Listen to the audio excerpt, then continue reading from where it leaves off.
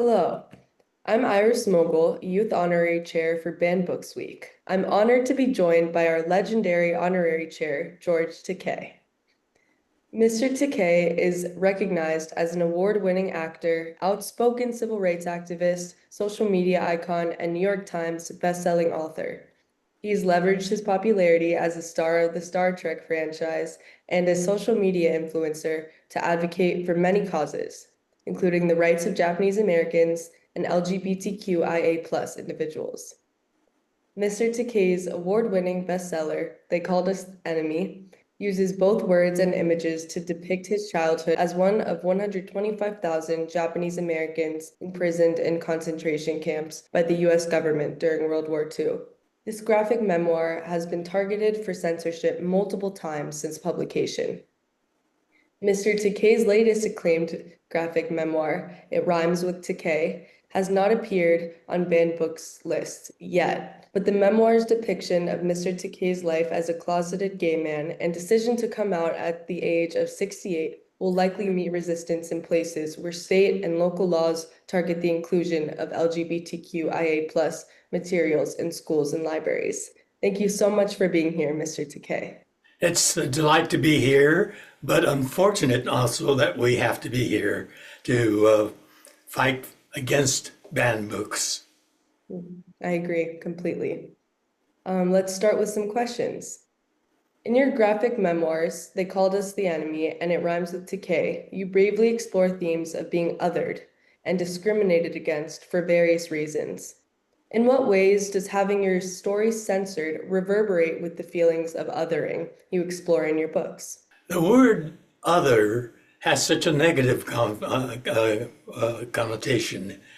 What's wonderful about our society is the diversity of not only people, but of histories and of ideas that the diversity of our society brings, and all coming together in one context, which has us working together, making positive contributions to society.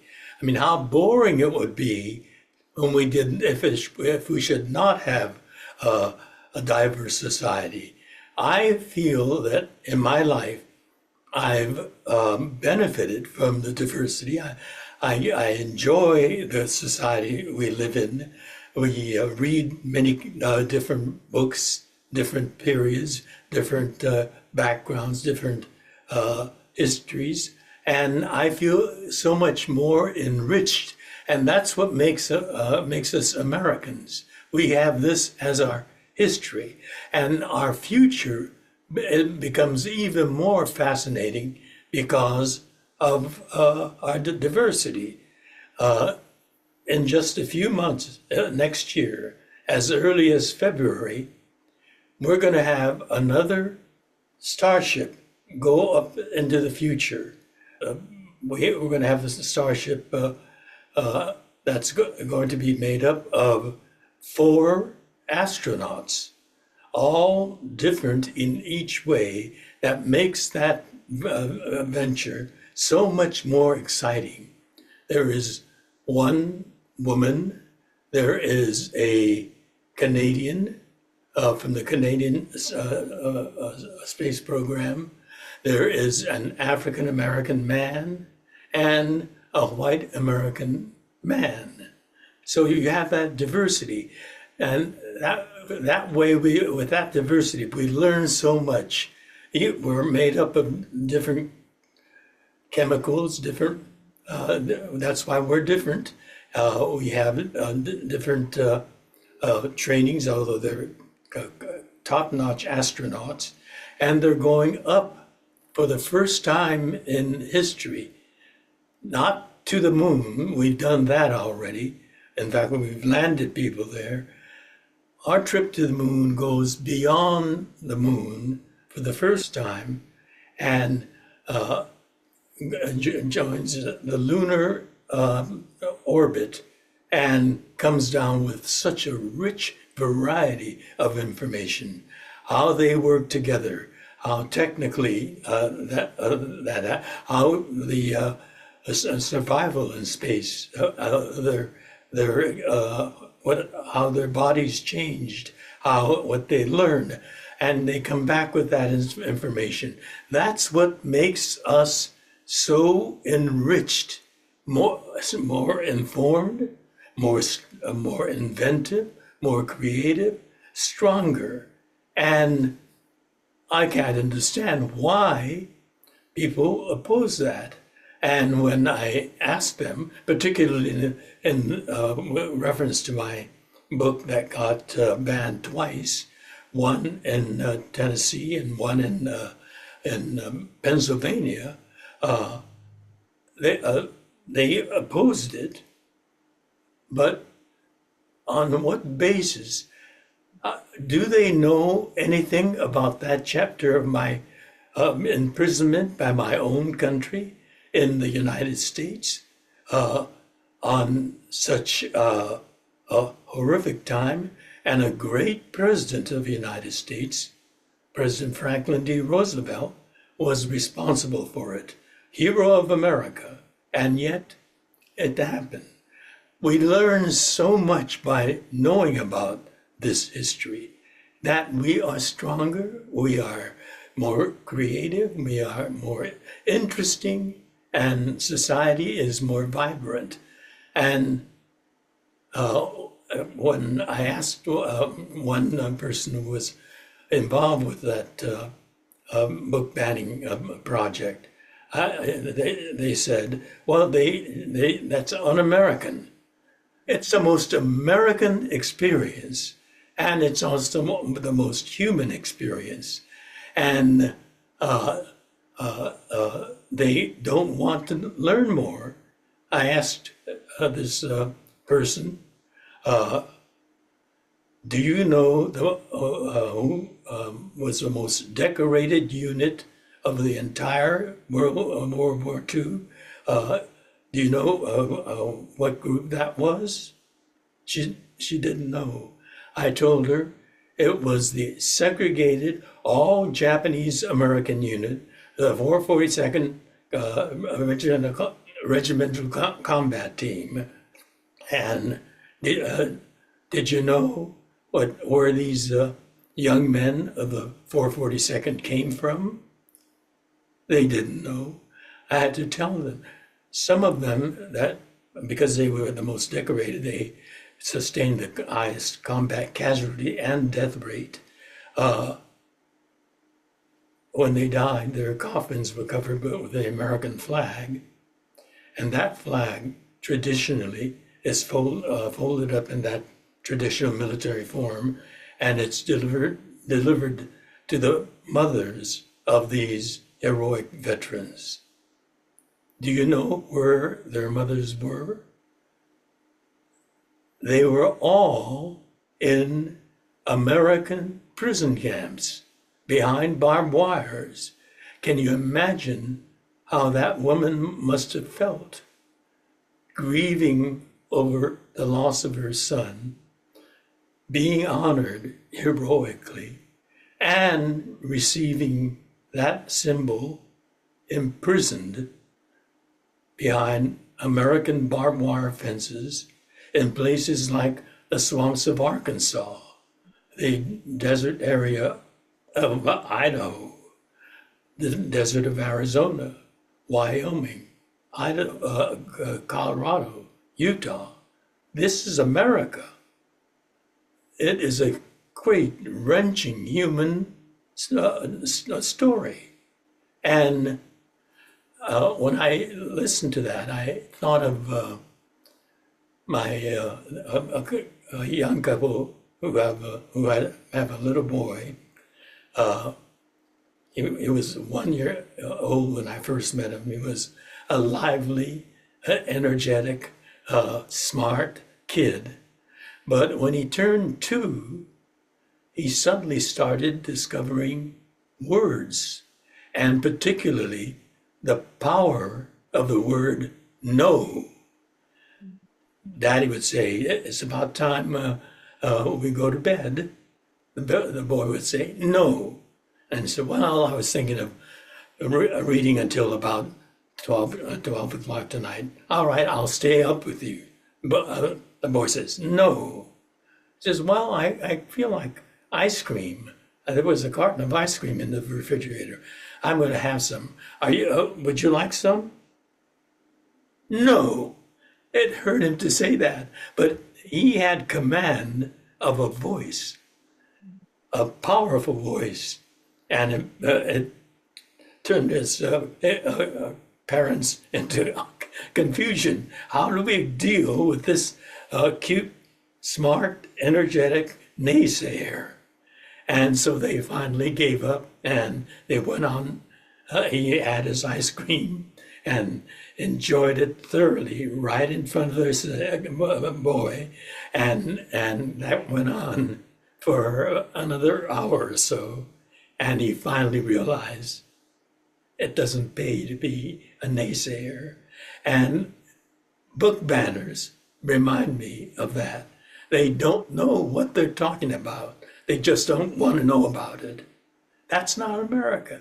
Americans are curious, inquisitive, learning and enriching themselves and participating in society and enjoying the diversity of a society we live in, or being engaged in issues because they believe in what they learned over the years.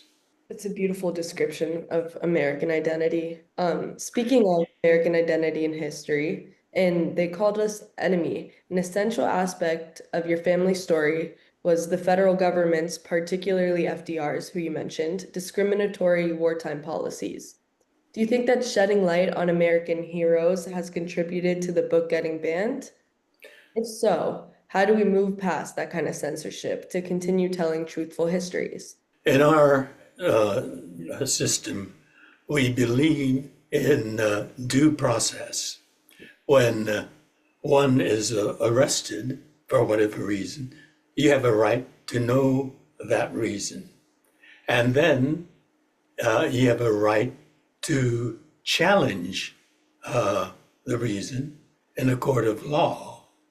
And there they have to, the people arresting you have to produce the facts, the evidence behind why they're arresting you.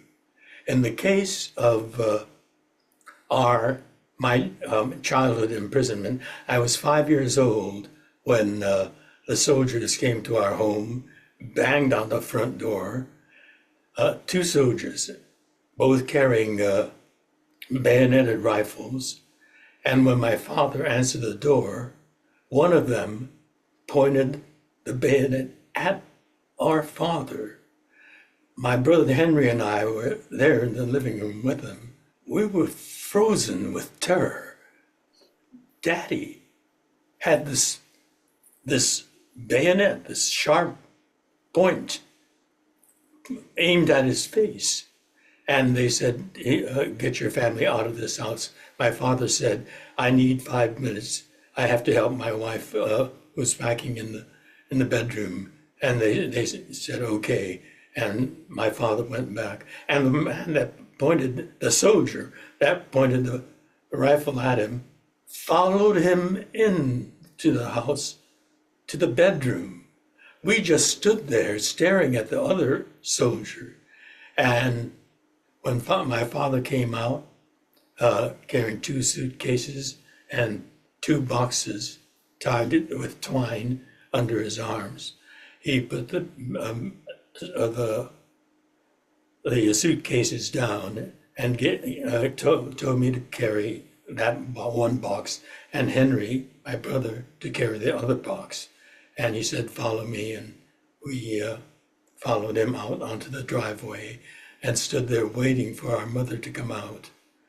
And when our mother finally came out with the other soldier following her, she had our baby sister in one arm, a huge, heavy-looking duffel bag in the others, and tears were streaming down her cheeks. This is the human story of that incident. And that happened with no evidence, no trial where it can be adjudicated, no justice, which America is supposed to stand for. They categorized as enemy alien, and we were neither.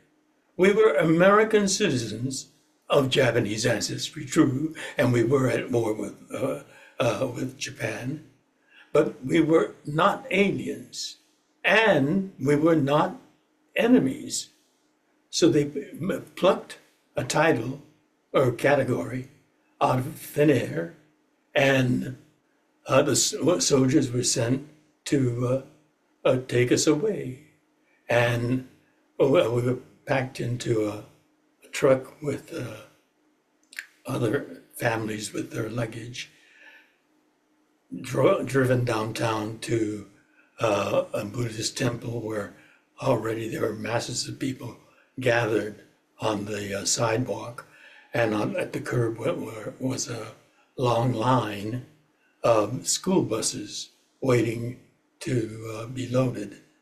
We were loaded onto those buses and driven to a suburban town that had a racetrack, and we were unloaded, herded over to the stable area, and each family was assigned a horse stall, still pungent with the smell of horse manure. There were flies flying in the air, insects skittering around. And that was to be our home temporarily while the camps were being built. My mother, I still remember her muttering, "So degrading, so degrading." And my father was silent and stoic. These are the memories of mine, at 5 years old. An innocent American who had nothing to do, and my same thing goes for my parents, or the 125,000 plus Japanese Americans rounded up from the West Coast, from Seattle, Washington, to Portland, Oregon, San Francisco, Los Angeles, and San Diego. This happened in America. And when I became a teenager, I became of course, we were out of camp by then, but I became curious. I wanted to know. As a child, being sent to the swamps of Arkansas was in many ways a fascinating experience for Henry and me. We're Southern Californian kids.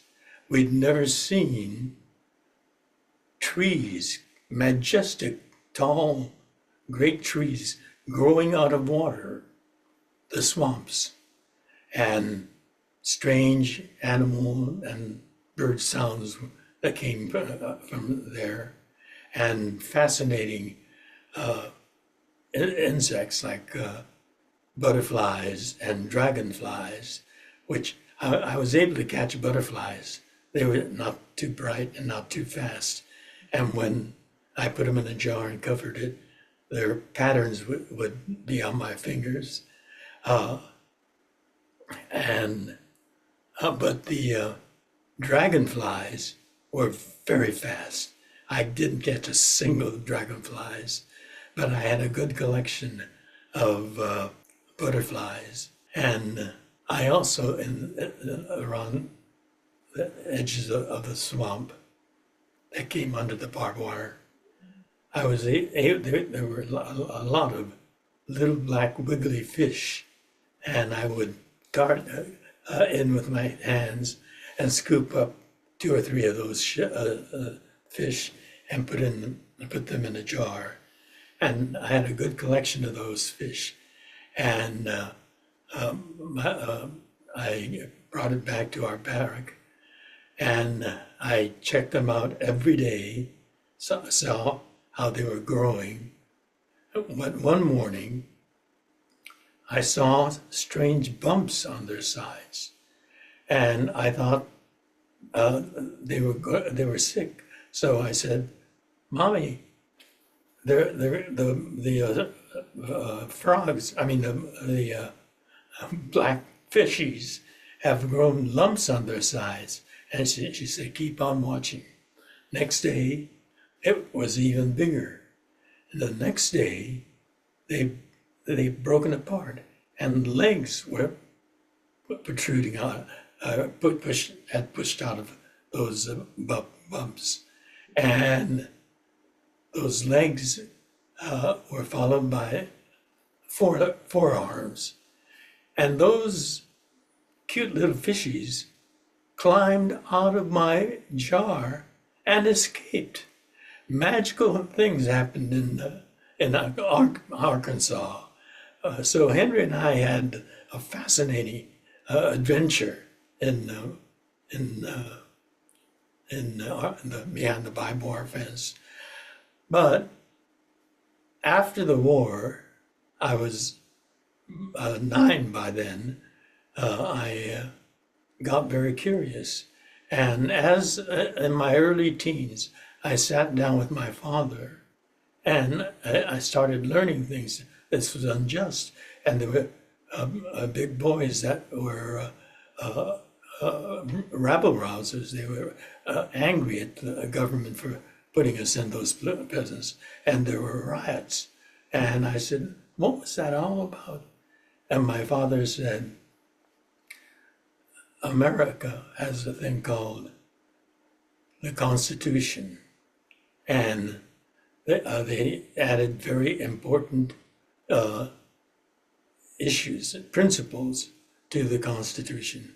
The first one is called the freedom of speech. You have the right to make legitimate comments about the whatever issue there might be, and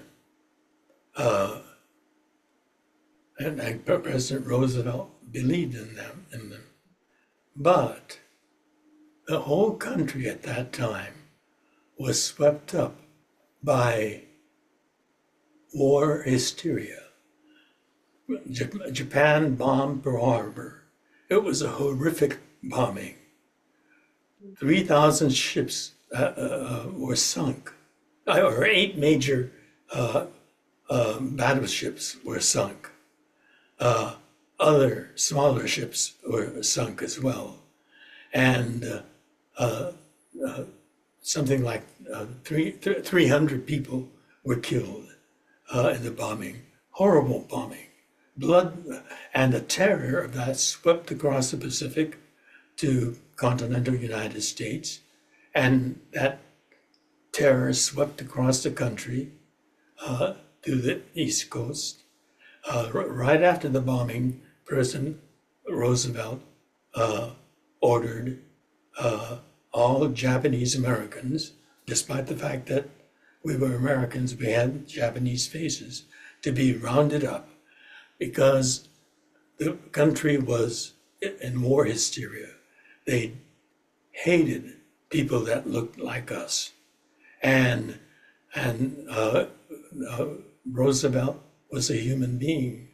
He was a great president, but he reacted like a human being that was terrified, who had very little information about Americans who looked like me.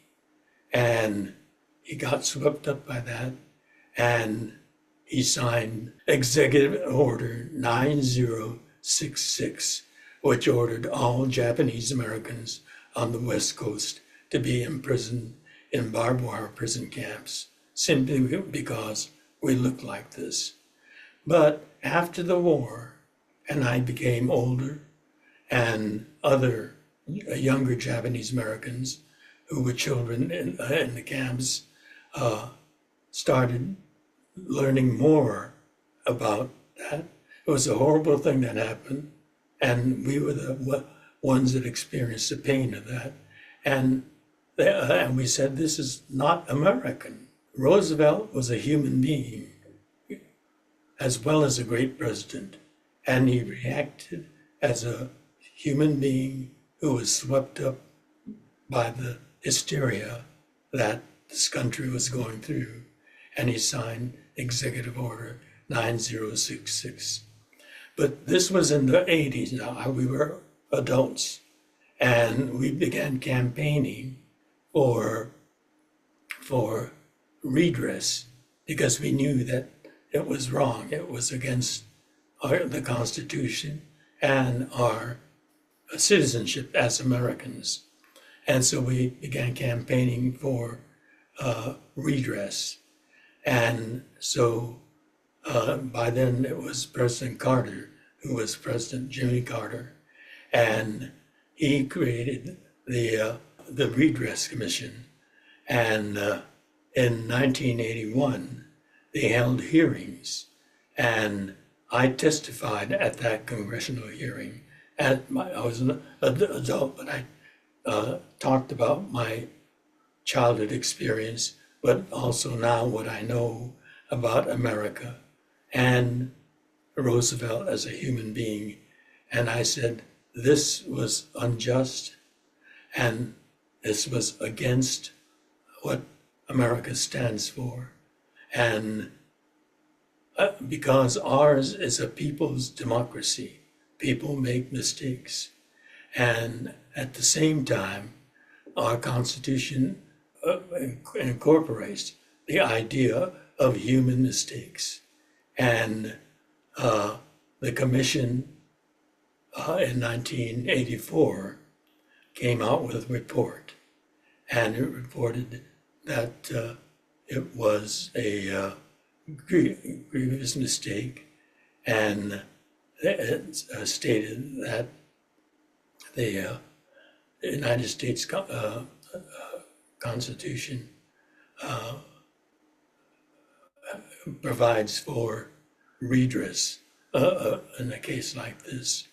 And it went to the White House, and in 1988, President Ronald Reagan, it took a long time to correct the mistake, but by 1988, Reagan agreed that it was a terrible mistake, and he signed the Redress Act and paid a $20,000 redress for everyone, even 5-year-old me. It took a long time for that check to come. My check came in 1991. They were paying in the order of age.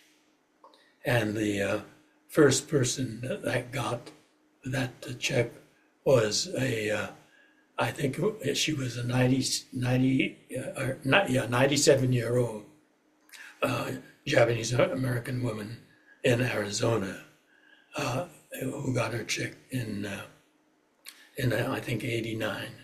But when I got my check, my father had passed. My mother did receive her $20,000 check. And I said, Mama, you've earned it. You went through that horrific anguish and loss and suffering and pain.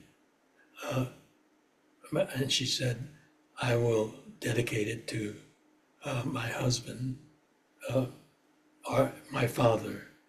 And I said, this check is not for me.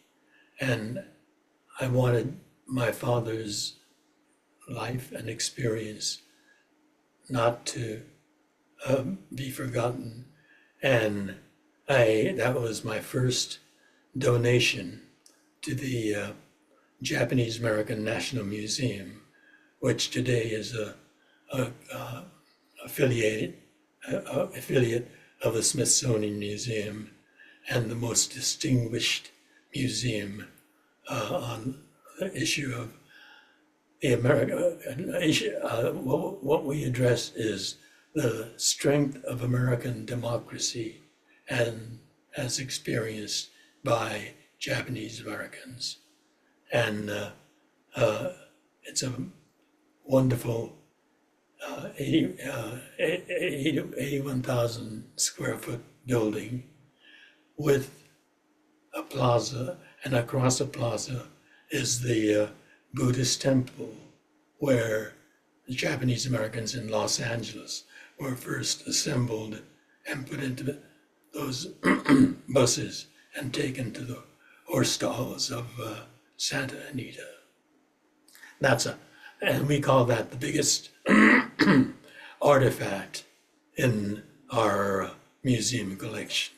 And one can see that from the grand lobby of the new building with a glass wall and this exotic building. It's really an interesting architecture, and again it's diversity combining it was built in 1925, and the congregation wanted a classic Japanese American Buddhist temple, and the architect said, "Yes, I know, I can envision what you want." And so there was this great classic entrance with the classic Japanese grand temple door, and above it a grand classic Japanese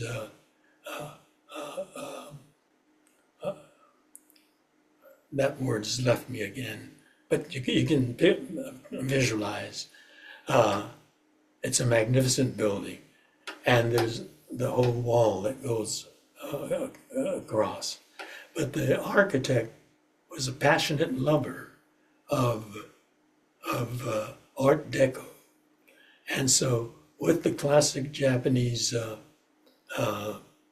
entrance, ceremonial entrance, and the ceremonial covering, you have 3 Art Deco Egyptian pillars.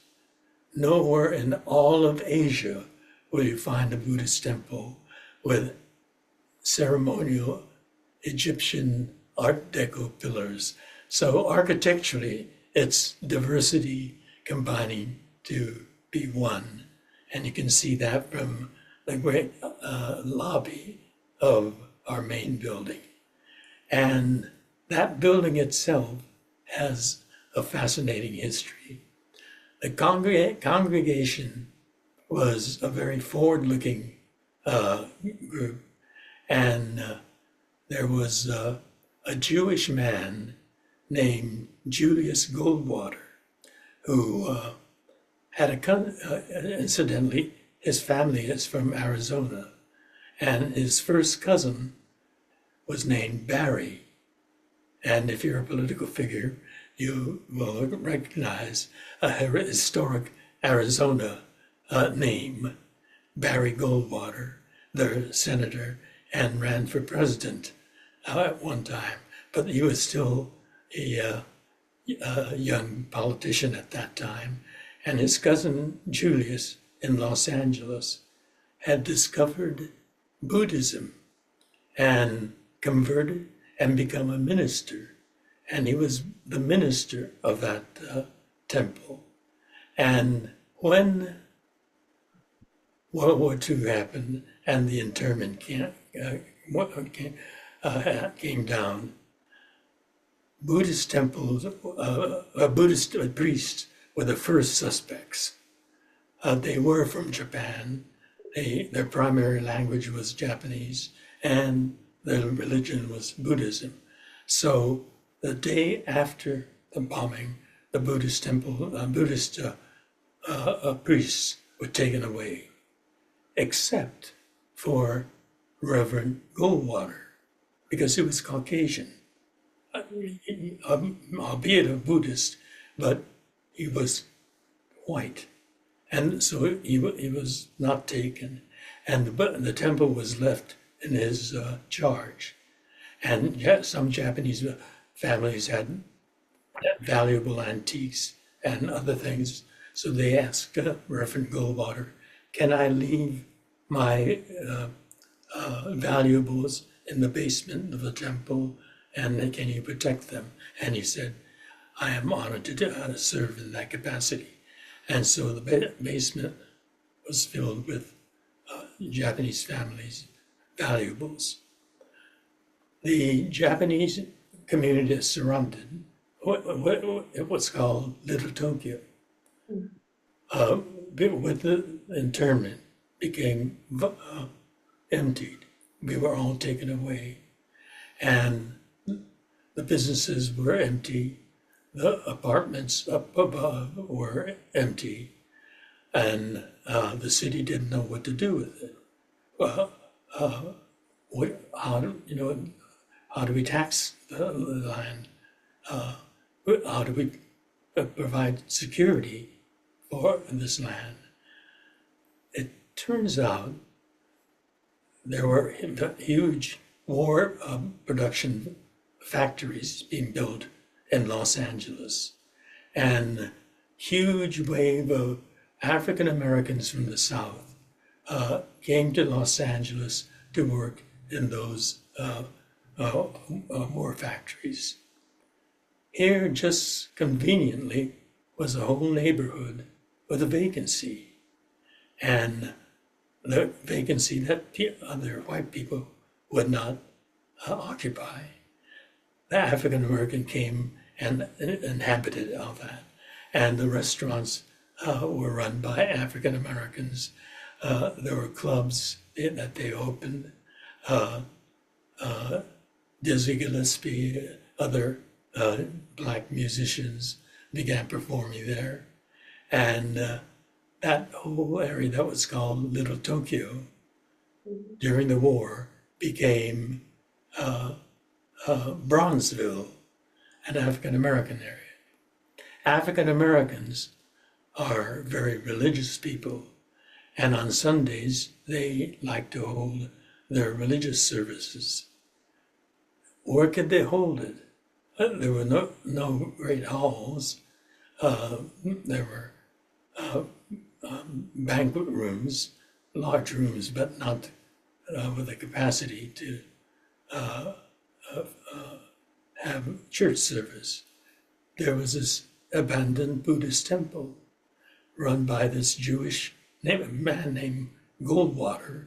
So they went up to Reverend Goldwater and said, "You have a place of worship, a sanctuary that's not being used at all.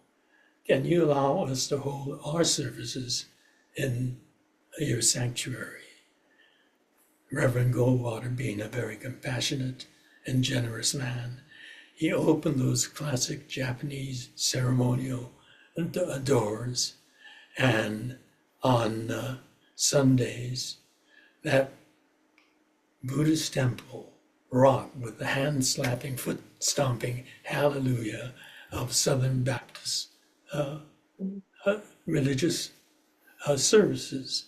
Again, infinite diversity and infinite combinations. And that building is a part of our campus.